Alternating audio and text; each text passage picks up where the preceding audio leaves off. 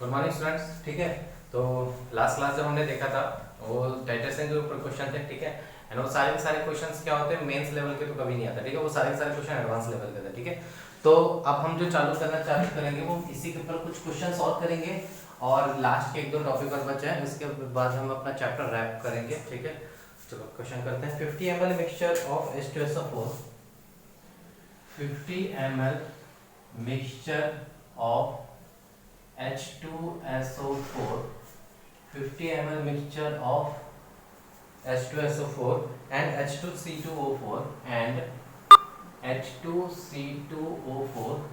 H2C2O4 require 48.9 ml of 0.15 molar NaOH solution for titration.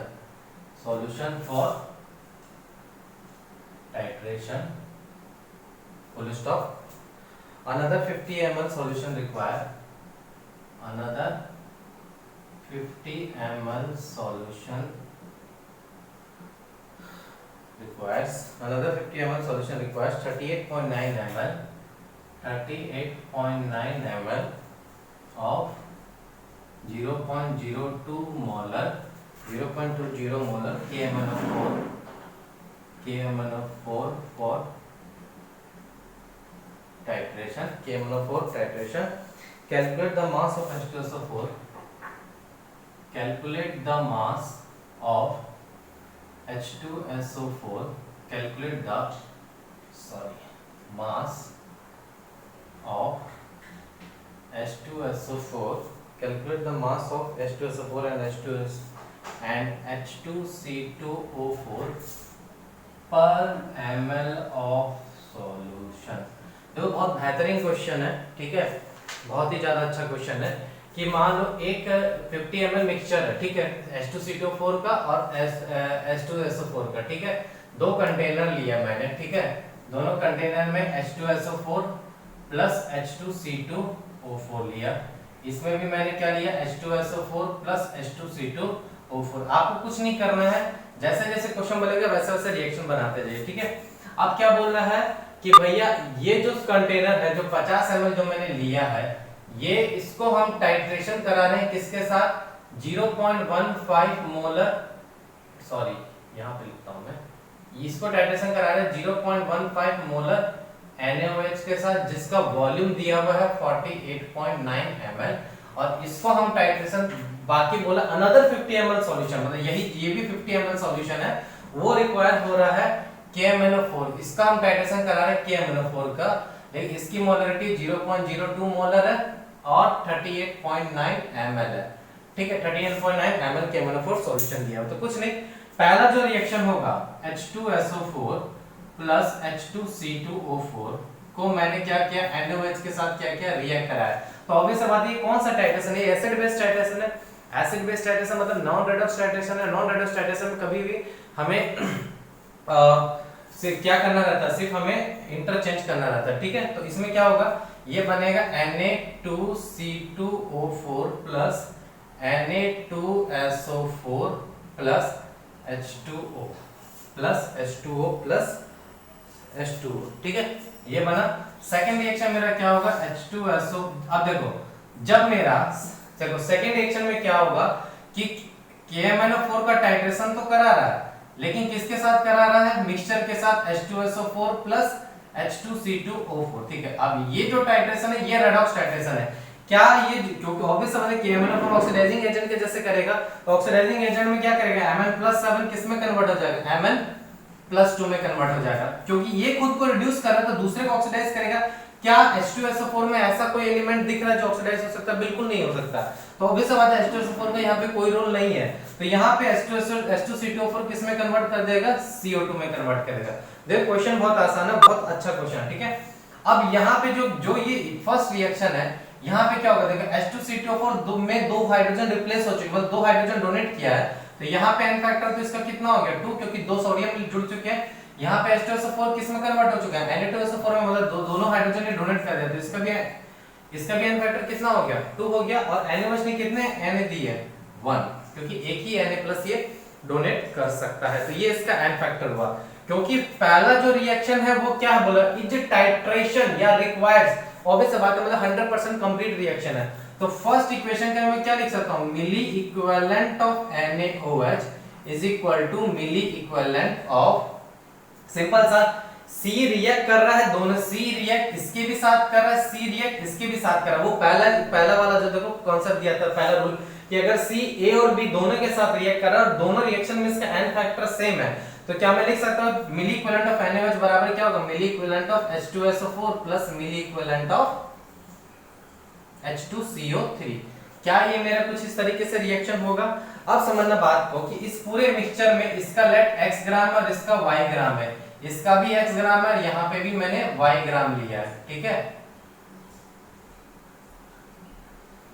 आई बात समझ में? तो मिली इक्विवेलेंट ऑफ NaOH कितना हो जाएगा, देखो यहाँ पे 48.9 ml दिया, 0.15 मोलर, 0.15 मोलर into 1 मतलब नॉर्मलिटी into 48.9 ml, तो मिली इक्विवेलेंट हो गया। H2SO4 क्या हो जाएगा, x बाय 98 मोल हो गया into 1000 मिली मोल हो गया into 2 क्या होगा milli equivalent, same y divided by ये कितना हो जाएगा 90, इसका मोलर मास कितना हो जाएगा 90, y डिवाइडेड बाय 90 मोल्स हो गए into 1000 मिली मोल्स हो गए, और into मैं क्या करूंगा 2, तो ये बराबर मिली इक्विवेलेंट बराबर ये मिली इक्विवेलेंट कर दिया, ठीक है। ये पहला इक्वेशन क्लियर है। सेकंड इक्वेशन में क्या होगा, इसका तो एन फैक्टर कितना हो जाएगा 5 हो जाएगा, और इसका एन फैक्टर कितना हो जाएगा, ऑब्वियस सा बात है H2CO4 CO2 में कन्वर्ट, देखो वो सारे जो रिएक्शन थे वो सारे के सारे इंपॉर्टेंट रिएक्शंस थे, तो इसका एन फैक्टर कितना होगा 2 होगा। तो क्या मैं लिख सकता हूं मिली इक्विवेलेंट ऑफ KMnO4 बराबर हो जाएगा मिली इक्विवेलेंट ऑफ H2C2O4, ठीक है। इसका मतलब मिली इक्विवेलेंट ऑफ KMnO4 को मैं क्या लिख सकता हूं 0.02 मोलर into 5, ये इसका नॉर्मलिटी हो गया, into 38.9, ये मेरा क्या हो गया मिली इक्विवेलेंट, और ये किसके बाद H2CO4 मतलब y divided bye 90 into 1000 into 2, ठीक है। ये वैल्यू बराबर हो गई। अब यहां से जब आप y की वैल्यू निकालोगे तो y की वैल्यू अप्रोक्सीमेटली कितनी आती है, जो भी लेट इट बी y की जो भी वैल्यू आएगी लेट अल्फा, वो यहाँ पे आप पुट करके x की वैल्यू निकालोगे बीटा, यहाँ से मेरा y का वैल्यू आ जाएगा, आप मुझे सॉल्व करके आप मुझे सेंड करोगे अभी के अभी, ठीक है। y जब अल्फा आया तो वो अल्फा पुट करोगे, यहाँ पे तो x अल्फा आ जाएगा, x बीटा आ जाएगा, ठीक है। क्वेश्चन में उसने क्या दिया, मास ऑफ H2SO4 पर ml, यहाँ पे हमने जो मास निकाला वो 50 ml में, तो लास्ट में क्या करना x बाई 50 कर देना और y बाई 50 कर देना, ये आपका पर ml में आंसर आ जाएगा, क्या आएगा पर ml में। तो देखो छोटे छोटे क्वेश्चन से बड़े बड़े क्वेश्चन, छोटे छोटे कॉन्सेप्ट से ही बड़े बड़े क्वेश्चन बनते हैं, ठीक है। तो ये बहुत इंपॉर्टेंट क्वेश्चन था, ठीक है। चलो एक और एडवांस लेवल का क्वेश्चन देखेंगे हम अच्छे लेवल पे।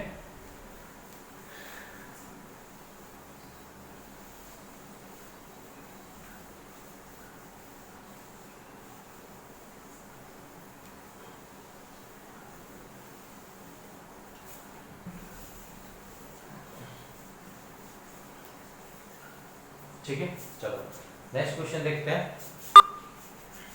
ए solution containing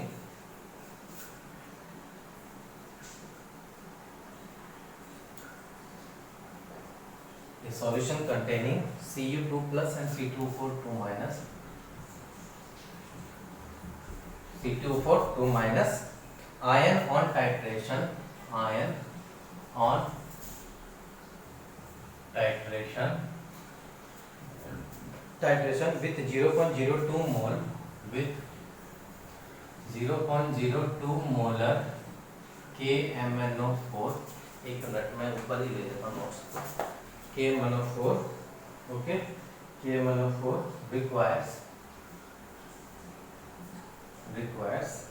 okay 22.6 ml of the oxidant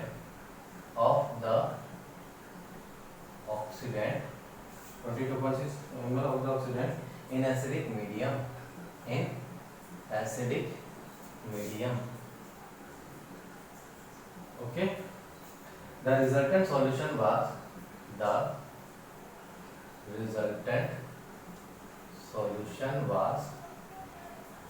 treated with excess of Ki, treated with excess of Ki, the liberated iodine requires the liberated iodine requires 11.3 ml of 0.05 molar Na2S2O3 solution for complete oxidation, for complete reduction. Find out the mole ratio. Find out the mole ratio of Cu plus 2 and C2O4 2 minus. ठीक है, चलो ये पहला question था। ठीक है, पहला question क्या बोला, ए solution containing Cu2 plus and C2O4 minus on titration with KMnO4, मतलब क्या Cu plus 2 को और C2O4 2 minus को क्या किया, KMnO4 के साथ उन्होंने टाइट्रेशन कराया। ठीक है, अब यहाँ से उसको क्या मिल रहा है, ऑब्वियस बात है, इसको तो ऑक्सीडाइज करने पाएगा ऑलरेडी अपने हाईएस्ट ऑक्सीडेशन स्टेट में, तो KMnO4 Mn+2 में पहले कन्वर्ट हो जाएगा और फिर इसको CO2 में कन्वर्ट कर देगा। ठीक है, यहाँ का n फैक्टर 2 हो गया, यहाँ का n फैक्टर 5 हो गया। ठीक है, अब क्या बोल रहा है, देखो फिर उसके बाद क्या बोल रहा है कि the resultant solution was treated with excess of Ki। ठीक है, the resultant solution was treated with excess of Ki। अब समझो सॉल्यूशन में क्या बचा। ठीक है भैया, पहले सॉल्यूशन में था Cu plus 2 और C2O4 2 minus। ठीक है, अब ये तो खत्म हो गया, ये कन्वर्ट हो चुका CO2 में और Mn+2 में। अगेन ये सॉल्यूशन में ये बचे हुए ना, अभी भी सॉल्यूशन बचे हुए। CO2 तो भैया गैस है, ये तो ऊपर उड़ जाएगा। आपके पास सॉल्यूशन में क्या बचा, Cu+2 और Mn+2। अब जब आप इसमें Ki डालोगे, Ki एक रिड्यूसिंग एजेंट है, ऑलरेडी Mn+2 अपने लोएस्ट ऑक्सीडेशन स्टेट में, समझ लो बात को, पहले सॉल्यूशन में ये दोनों था, तो पहले KMnO4 मार डाला तो ये इसको ऑक्सीडाइज कर देगा CO2 में। ठीक है, और ये खुद रिड्यूस हो गया Mn+2 में, तो अगेन ये और ये आपके सॉल्यूशन में बचे हुए। अब Ki के साथ जब रिएक्शन कराओगे, मतलब Cu+2 ही तो रिएक्शन करेगा ना Ki के साथ, Mn+2 तो ऑलरेडी लोएस्ट ऑक्सीडेशन स्टेट में, तो ये किस में कन्वर्ट हो जाएगा, Cu+1, और ये खुद किस में कन्वर्ट हो जाएगा, I2 में। Ki कन्वर्ट होता है I2 में, ये मैंने आपको पहले भी बताया हुआ है। ठीक है, तो ये रिएक्शन, अब पहले रिएक्शन के बाद, क्योंकि पहला रिएक्शन तो मेरा 100% कंप्लीट है, इसका मतलब ये होगा कि मिली इक्विवेलेंट ऑफ C2O4 2 माइनस को मैं किसके बराबर कर सकता हूं, मिली इक्विवेलेंट ऑफ KMnO4। ठीक है, लेट, अरे देखो, हालांकि उसने मोल रेशियो पूछा, मोल रेशियो बोलूं या मिली मोल रेशियो, बात तो एक ही है ना बेटा।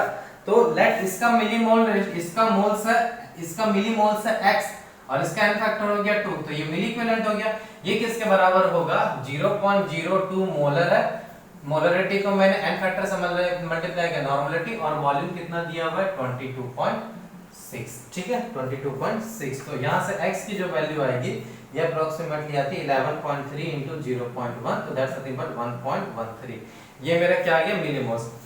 अब मैं सेकंड रिएक्शन की बात करूं, सेकंड रिएक्शन में क्या भैया, Cu+2 रिड्यूस हो रहा है किसके साथ, I2 के साथ। ठीक है, तो क्या मैं लिख सकता हूं, मिली इक्विवेलेंट ऑफ Cu+2 इस बराबर होगा मिली इक्विवेलेंट ऑफ इसके साथ। ठीक है, सॉरी, इसके बाद भी तो रिएक्शन है ना, सॉरी, इसके बाद का रिएक्शन देखो मैंने पढ़ा नहीं ना, तो यह गलती हो जाती थी। ठीक है, यहां तक बात खत्म हो गई। ठीक है, अब उसके बाद क्या बोल रहा है, the resultant solution was treated with excess of Ki। Excess of Ki I2 liberate करेगा, कैसे लिबरेट, नहीं भी समझ में आता तो समझो ना, द लिबरेटेड आयोडीन रिक्वायर्स, मतलब अब आयोडीन को उसने किसके साथ रिएक्ट करा है, Na2S2O3, हाइपोसोडियम हाइपो सॉल्यूशन बोला जाता है, हाइपोथायोसल्फेट बोलते हैं इसको। ठीक है, ये किस में कन्वर्ट होगा, Na2S4O6 प्लस I-, I2 हमेशा किस में कन्वर्ट होगा, I- में। यहाँ पे ये 2 ऑक्सीडेशन में होता है, यहाँ पे प्लस 2.5 ऑक्सीडेशन स्टेट में होता है। ये इसको क्या कर देगा, ऑक्सीडाइज और खुद क्या हो जाएगा, रिड्यूस। तो यहाँ के लिए आयन फैक्टर कितना हुआ 2 और यहाँ के लिए आयन फैक्टर कितना हुआ 1 हो गया। ठीक है, अब क्या बोला था, लिबरेटेड आयोडीन रिक्वायर्स इतना फॉर कंप्लीट रिडक्शन। तो क्या मैं बोल सकता हूँ मिली इक्विवेलेंट ऑफ I2 जो होगा वो मिली इक्विवेलेंट ऑफ Na2S2O3, और इतना ही आयोडीन यहाँ पे लिबरेट भी हो रहा था, कितना, इसके बराबर। इसका मतलब मैं ये बोल सकता हूँ कि इसका जो होगा, क्योंकि जब यहाँ पे n फैक्टर 2 है, यहाँ से यहाँ जाओगे तो यहाँ का भी n फैक्टर क्या होगा 2। जब दो रिएक्शन में n फैक्टर 2 होगा तो जब इसका मिली इक्विवेलेंट इसके बराबर हो जाएगा, और ये ऑलरेडी यही मिली इक्विवेलेंट है, क्योंकि देखो the liberated iodine solution for complete reduction. तो यहां से जो आयोडीन यूज हो वही तो ये आयोडीन है, तो इसका मिली इक्विवेलेंट बराबर इसका मिली इक्विवेलेंट और इसका मिली इक्विवेलेंट बराबर इसका मिली इक्विवेलेंट हो जाए, क्योंकि दोनों सेम रिएक्शन है तो दोनों को बोल सकता हूं। तो क्या मैं इस मिली इक्विवेलेंट को मिली इक्विवेलेंट ऑफ Cu+2 के बराबर कर सकता हूं कि नहीं कर सकता हूं? बिल्कुल कर सकता हूं, क्योंकि इसके लिए भी हम क्या लिखेंगे, इस रिएक्शन के लिए भी हम लिखेंगे मिली इक्विवेलेंट ऑफ Ki भी लिख सकते हो आप, लिखने में लिख सकते हो, बट Ki तो मुझे नेक्स्ट रिएक्शन में यूज नहीं है, तो मैं direct milli equivalent of Cu+2 बराबर करूंगा मिली इक्विवेलेंट ऑफ I2 के बराबर। तो दोनों में मिली इक्विवेलेंट बराबर है, तो Cu+2 बराबर हो जाएगा मिली इक्विवेलेंट ऑफ Na2S2O3। समझ में आई बात? पहले मैंने Mn+2 और ये बचा हुआ था Cu+2, जो ऑब्वियस बात है Mn+2 तो Ki के साथ रिड्यूस नहीं होगा, Cu+2 होगा, Cu+2 से ये रिएक्शन है। अब I2 को मैंने लिबरेट करवाया, क्योंकि I2 एक रिड्यूसिंग एजेंट के जैसे बिहेव करेगा, वो इसके साथ रिएक्ट करके I- में कन्वर्ट होगा, Na2S4O6, ये मैंने पहले बताया, अच्छा रिड्यूसिंग एजेंट है। तो ये खुद क्या हो जाएगा, ये खुद दूसरे को रिड्यूस करेगा, खुद ऑक्सीडाइज हो जाएगा। तो ये लेट इसका मिलीमोल्स मैंने y माना इनटू n फैक्टर कितना हो जाएगा 1 हो जाएगा, और इस कितना रिक्वायरमेंट है 0.05 इनटू 1 इनटू 11.3, ठीक है, इनटू 11.3। तो क्या मैं इसको लिख सकता हूँ 1.13, 1.13 नहीं सॉरी 0.56, तो x बाय y मेरा कितना हो जाएगा 1.13 बाय 0.56 अप्रोक्सीमेटली 2/1 आ जाएगा अप्रोक्स। तो देखो इस तरीके से एडवांस से क्वेश्चन बनता है, आसान है, खाली जो क्वेश्चन बोलते गया वैसे रिएक्शन बनाते जाए। मिली इक्विवेलेंस तीन, देखो मिली इक्विवेलेंस बराबर करेंगे तीन का, या तो पहला रूल a+c इक्वल b+c, तो बराबर क्या हो जाएगा milli equivalent of c is equal to milli equivalent a plus milli equivalent of b, जो मैंने इससे पहले वाले क्वेश्चन में कराया था। या तो जो होगा अगर मान लो a+b इक्वल टू b+c जो हो रहा है, तो उसमें जो मैंने मिली इक्विवेलेंट्स को आप बराबर तभी कर सकते हो जब n फैक्टर सेम हो, या तो दो मिली इक्विवेलेंट को हम ऐड कर सकते हैं, नहीं ऐड होगा तो मिली मोल्स के बराबर करना पड़ेगा। जो मैंने तीन रूल बनाए थे ना मिली इक्विवेलेंट्स वाले, वो तीन रूल से ही ये सारे क्वेश्चन बनते हैं, ठीक है। तो बहुत ज्यादा हार्ड नहीं है, तो प्लीज गो थ्रू दैट, ठीक है। एक लास्ट क्वेश्चन करते हैं इनके ऊपर अच्छा वाला, और फिर हम आगे चैप्टर को खत्म करते हैं।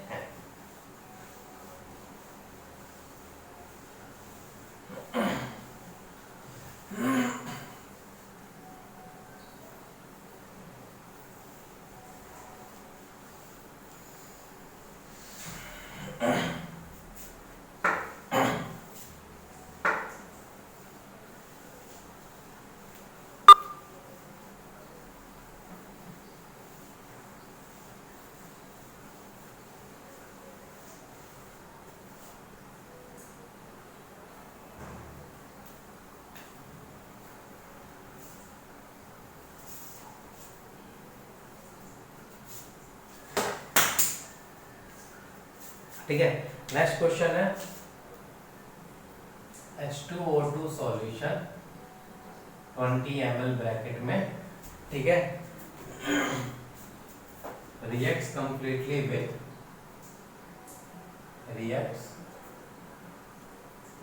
completely with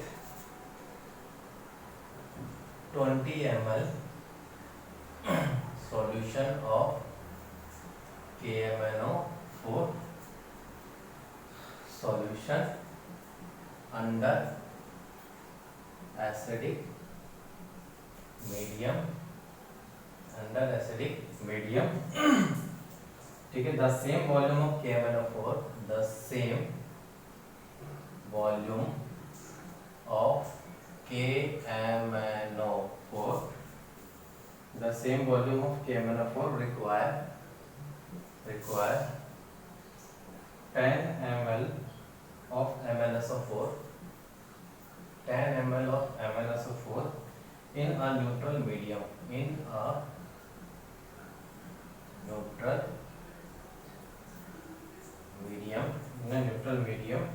to give brown PPT of MnO2. ठीक है, तो stop. This PPT was reacted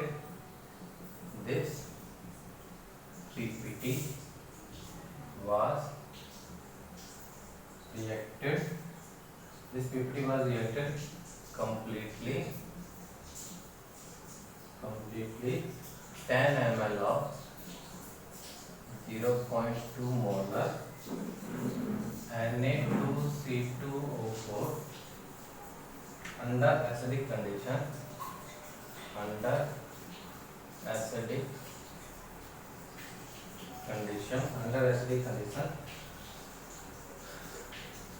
calculate molarity of H2O2 solution used. ठीक है,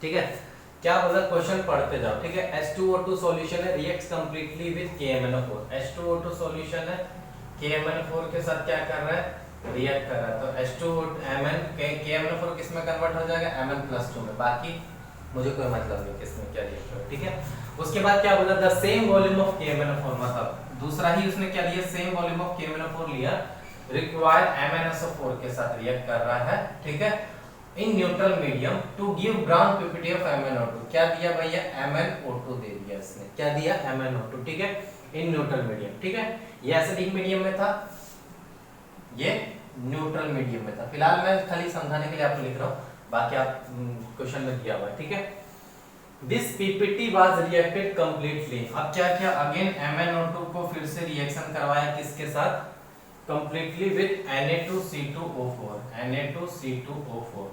ठीक है, Na2C2O4 अंडर एसिडिक कंडीशन. ठीक है, तो प्रोडक्ट क्या बनेगा, C2O4 2 माइनस हमेशा किस में कन्वर्ट करता है, CO2 में.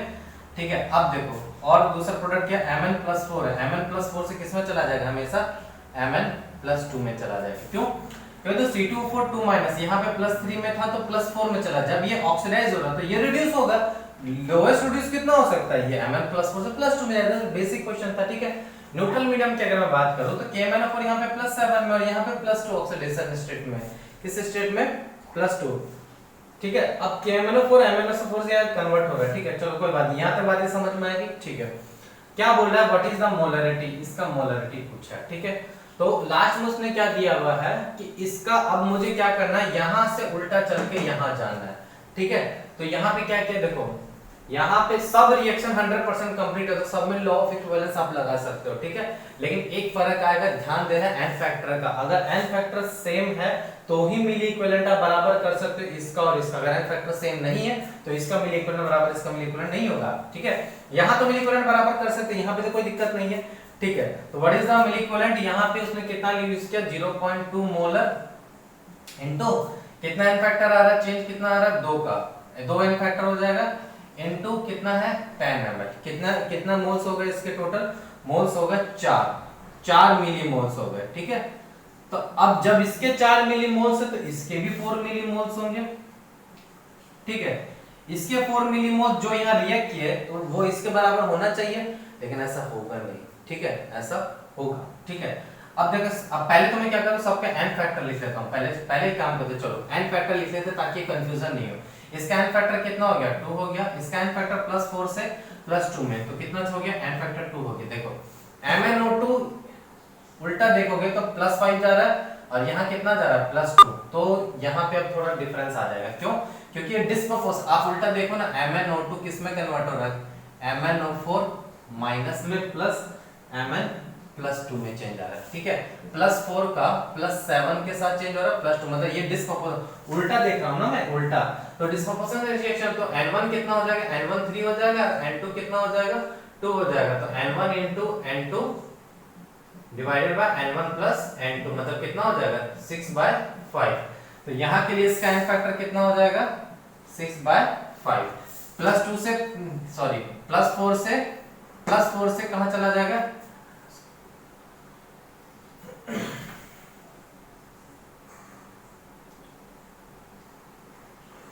सॉरी mn प्लस 2 ही है यहाँ पे, mn प्लस 2 है, यहाँ प्लस 4 है, ये sorry my mistake, mn plus 4 है, ठीक है। तो यहाँ पे कितना चेंज आया, n फैक्टर 2 का आया और प्लस 7 से प्लस 4 गया, यहाँ n फैक्टर 3 आया। देखो उल्टा आ जाएंगे तो n फैक्टर अलग हो जाएगा, ठीक है। mn प्लस 2 से प्लस 7 गया, तो यहाँ n फैक्टर कितना हो गया इसका 5 हो गया, प्लस 7 से प्लस 2 गया, अगेन n फैक्टर 5 और तो इसका n फैक्टर तो ऑलरेडी 2 होता है, ये मुझे पता ही है, ठीक है। यहाँ तक कोई डाउट नहीं है बेटा, ठीक है। चलो अब हम क्या करेंगे, पहले अब हम इसका मिली इक्विवेलेंस निकालेंगे। मिली इक्विवेलेंस, इसका मिली इक्विवेलेंस इसका मिली बराबर होगा, क्योंकि 100% हो रहा है रिएक्शन, तो इसका मतलब 0.2 into 10 into 2, ये मेरा मिलीमोल्स, ये मिलीमोल्स आ जाएगा, मिली इक्विवेलेंस आ जाएगा। तो ये मिली इक्विवेलेंस बराबर हो जाएगा मेरा 4 मिली, सॉरी ये कितना आ जाएगा, सॉरी माय मिस्टेक 0.2 मोलरिटी है और 10 ml दिया हुआ, 0.2 और m into v मोल्स हो जाएगा into मिली इक्विवेलेंस, ठीक है। तो ये मिली इक्विवेलेंस है, मिली इक्विवेलेंस कितना आ जाएगा मेरा 4 आ जाएगा, ठीक है। मेरा 4 मिली इक्विवेलेंस आ गया, ठीक है। अगर मैं बात करूं ये मिली इक्विवेलेंस बराबर इसका मिली इक्विवेलेंस होगा, तो इसका मिली इक्विवेलेंस तो कितना आ गया 4 आया, लेकिन क्या इसका मिली इक्विवेलेंस इसका मिली इक्विवेलेंस बराबर होगा, नहीं होगा, क्योंकि दोनों के n फैक्टर अलग अलग, इसका n फैक्टर 2 है तो इसका n फैक्टर 6/5 है। तो हमें किससे चलना पड़ेगा, मिलीमोल्स से। तो मिलीमोल्स को कन्वर्ट करने के लिए मैं क्या करूंगा, n फैक्टर से डिवाइड कर दूंगा, तो 4/2, तो दैट्स नथिंग बट 2। तो इसका मिलीमोल जितना यहां फॉर्म हुआ होगा उतना ही रिएक्ट किया होगा, तो इसका मतलब यहाँ पे जो मिलीमोल्स होगा वो कितना होगा 2 होगा। तो इसका मिली इक्विवेलेंस कितना हो जाएगा 6/, इक्विवेलेंस बराबर होता है n फैक्टर इनटू मिलीमोल्स, ठीक है। तो मिली n फैक्टर इनटू मिलीमोल्स, ठीक है, मिलीमोल्स इनटू n फैक्टर मतलब 12/5। इसका मतलब ये होगा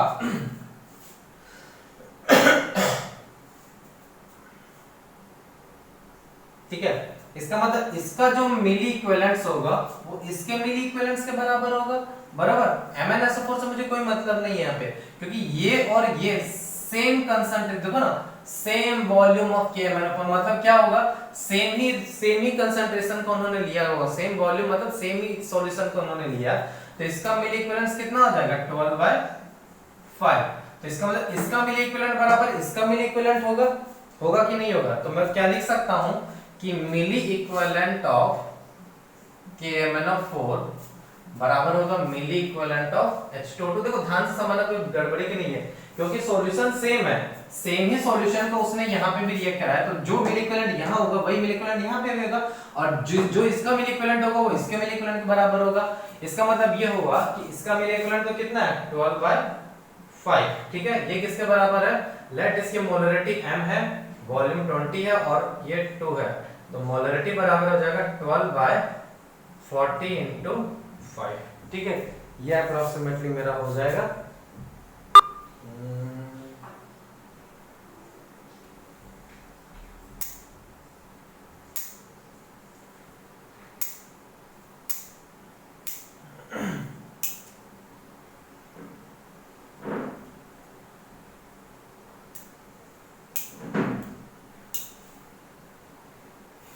मिली इक्विवेलेंट ऑफ दिस,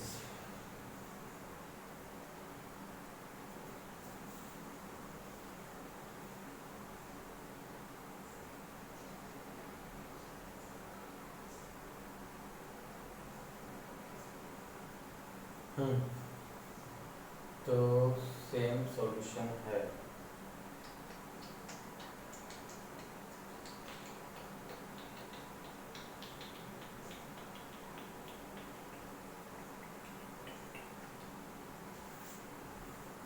ठीक है।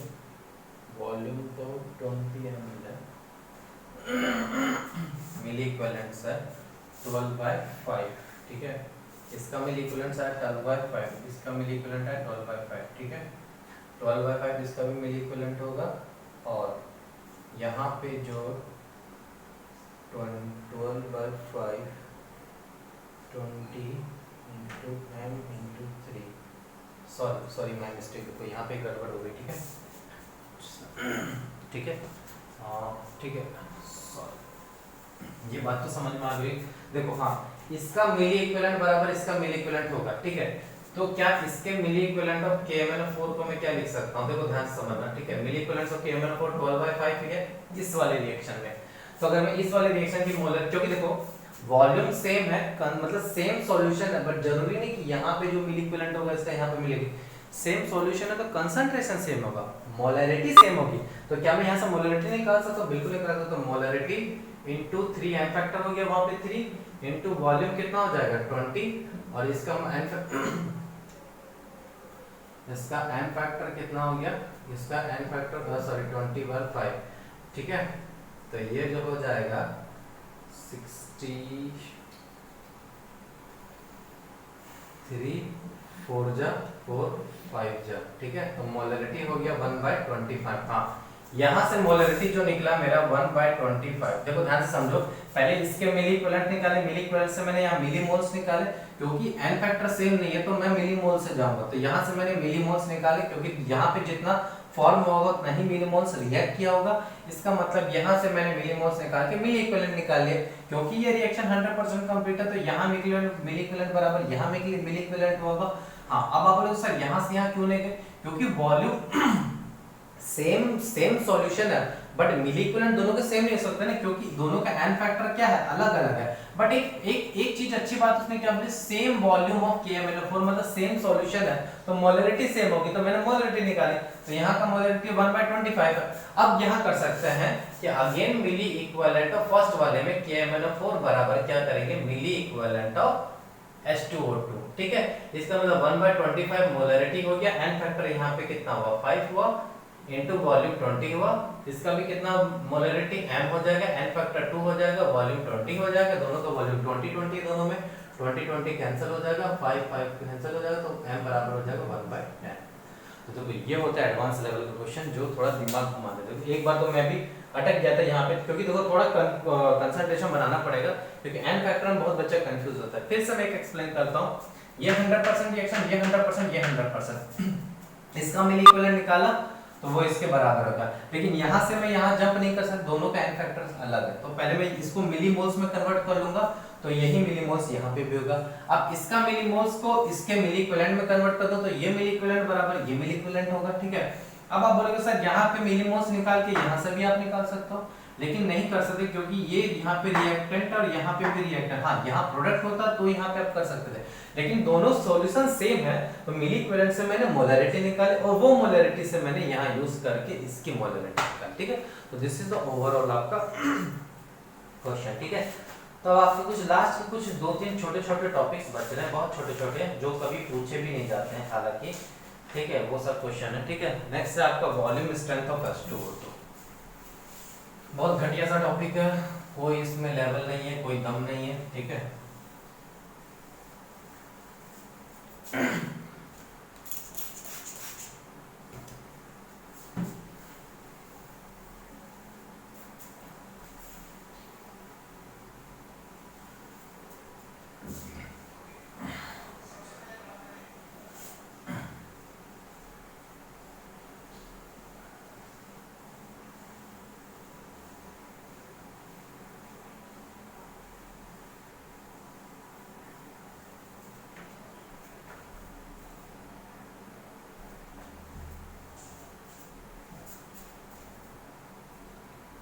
ओके, नेक्स्ट है अपना वॉल्यूम स्ट्रेंथ ऑफ H2O2।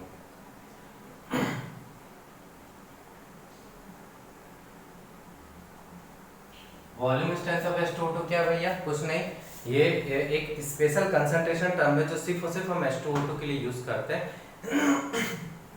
ठीक है। कि इसका मतलब क्या होता है कि 1 लीटर H2O2 एसटीपी कंडीशन में जितना वॉल्यूम ऑफ ऑक्सीजन प्रोड्यूस करता है वही उसकी वॉल्यूम स्ट्रेंथ ऑफ H2O2 थी, ठीक है।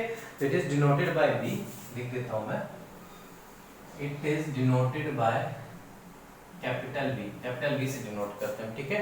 And defined as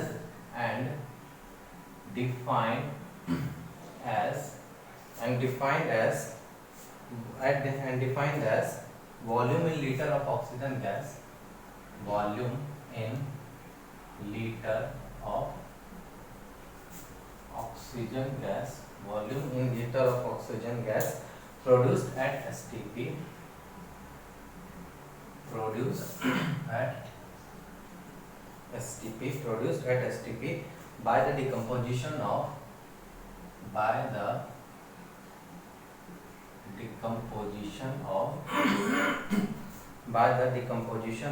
all the H2O2 present in 1 liter of solution,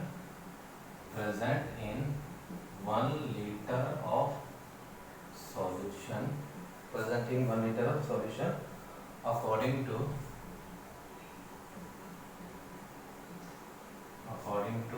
reaction, twice of H2O2 tends to give twice of H2O plus O2. ठीक है, एक इम्पोर्टेंट ठीक है, let 1 liter of H2O2 having, देखो यहाँ पे इम्पोर्टेंट फॉर्मूला आएगा, having molarity M and normality capital N, ठीक है, is given, ठीक है, समझो बात को, twice of H2O2 है, ये दे रहा है twice of H2O plus O2 gas, ठीक है, एसटीपी कंडीशन में, ठीक है।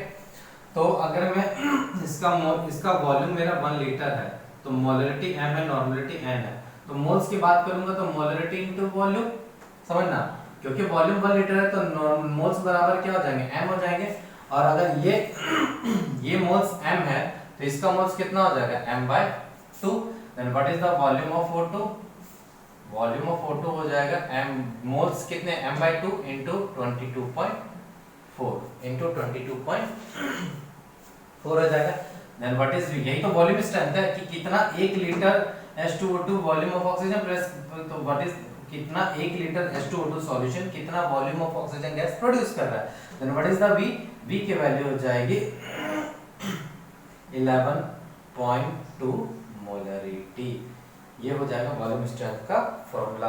और मुझे पता है मोलरिटी बराबर क्या होता है, नॉर्मलिटी बाय n फैक्टर, क्या होता है, n फैक्टर इसका कितना होता है, 2 होता है, अगेन n फैक्टर कितना होता है, 2 होता है, तो अगर मैं बोल सकता हूँ कि वॉल्यूम स्ट्रेंथ बराबर 11.2 नॉर्मलिटी बाय 2, तो ये कितना टाइम्स हो जाए, तो वॉल्यूम स्ट्रेंथ बराबर रहेगा 5.6। चलो यहाँ तक बात आपको समझ में आ गई होगी, ठीक है, यहाँ तक अच्छे से। एक छोटा सा क्वेश्चन करते हैं, आपको और बेटर समझ में आ जाएगा, ठीक है। 20 ml of H2O2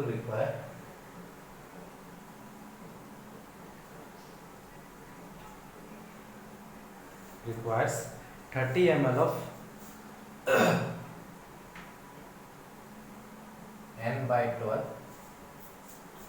N/12 acidified KMnO4 for complete oxidation,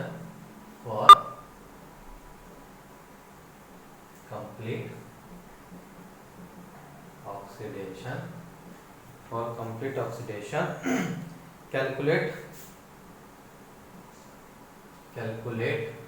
M, N and V for H2O2। V मतलब वॉल्यूम स्ट्रेंथ, V का मतलब ही वही होता है, ठीक है।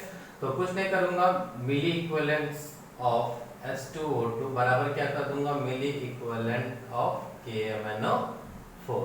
तो मिली इक्विवेलेंट ऑफ KMnO4 को मैं क्या कर सकता हूँ, molarity into n factor 2 into volume let 20 ml, ठीक है, ये किसके बराबर होगा, 30 ml इनटू नॉर्मलिटी मतलब 1/12, ठीक है। अब मुझे यहाँ पे n फैक्टर में मल्टीप्लाई करने की जरूरत नहीं है, ये गलती बिल्कुल मत करना, क्यों, क्योंकि भैया यहाँ ऑलरेडी नॉर्मलिटी दी हुई है, तो ये 3 कैंसिल हो जाएगा और ये हो जाएगा m बराबर हो जाएगा 3/48, ये मेरी मोलरिटी हो गई। तो अगर आपको मोलरिटी पता तो वॉल्यूम स्ट्रेंथ क्या हो जाएगा, 11.2 इंटू 3/48, तो ये वॉल्यूम स्ट्रेंथ आ गया, ये मोलरिटी आ गया, नॉर्मलिटी बाय H2O2 को निकाल नहीं सकते हो। तो ये देख रहे इस तरीके से आसान क्वेश्चन पूछे जाते हैं, कोई बहुत ज़्यादा हार्ड चीज़ नहीं है ये, ठीक है, ठीक है। एक लास्ट टॉपिक हमारा बच रहा है, percentage volume of H2O2।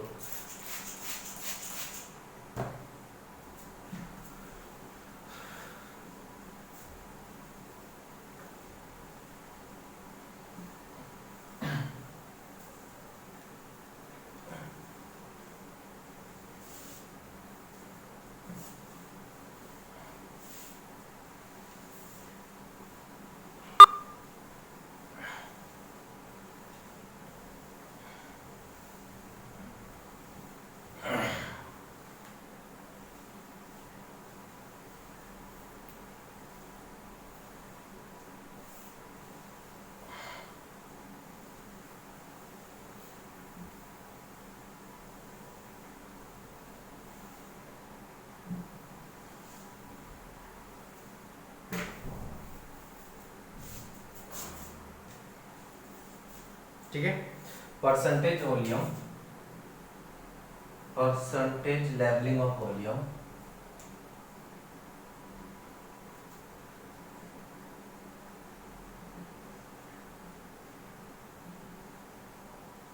Percentage labelling of volume क्या होता है? परसेंटेज लेवलिंग ऑफ वॉल्यूम, तो एक्चुअली वॉल्यूम क्या होता है? वॉल्यूम और जो obtain by dissolving SO3 gas in H2SO4 solution and this dissolved SO3 gas is known as free SO3। ठीक है, बेसिकली क्या होता है कि H2SO4 में कितना SO3 आपने डिसॉल्व किया वही उसका परसेंटेज ऑफ वॉल्यूम कहलाता है। ठीक है, और वो SO3 और H2SO4 मिक्स करके वॉल्यूम बनाता है। ठीक है, तो कितना फ्री SO2 आप गैस मिक्स करके H2SO4 में आप मिक्स बना रहे हो वॉल्यूम, वही होता है उसका परसेंटेज लेवलिंग ऑफ वॉल्यूम। ठीक है, तो मैं लिख देता हूं volume is obtained by,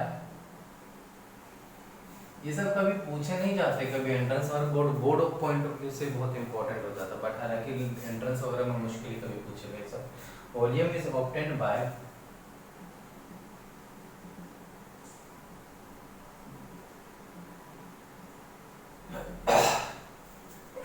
dissolving SO3 gas